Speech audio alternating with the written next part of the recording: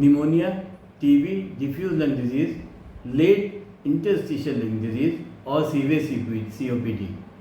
ये वो common lungs की बीमारियां हैं जिनमें पेशेंट को लगातार या बार बार मतलब रिकरेंट या परसिस्टेंट कफ होता है और एक्सरे में भी फाइंडिंग देखने को मिलती है। Congestive heart failure, LVF, dilated cardiomyopathy और वैल्वुलर हार्ट डिजीज कुछ हार्ट की वो कॉमन बीमारियां हैं जिसमें रिकरेंट या परसिस्टेंट कफ रहता है और एक्सरे में भी फाइंडिंग देखने को मिलती है।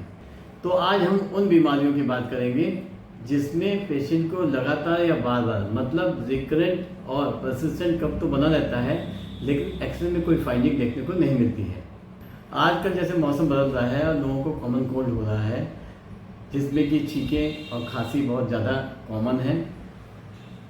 साथ ही यदि हम उनका एक्सरे कराते हैं तो वो एक्सरे नॉर्मल आता है।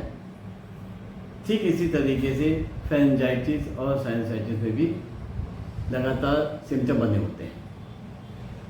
लंग की कुछ बीमारियां जैसे asthma, early COPD, early interstitial lung disease या अर्ली इन्फेक्शन में भी लगातार खांसी या परसिस्टेंट कफ बना रहता है।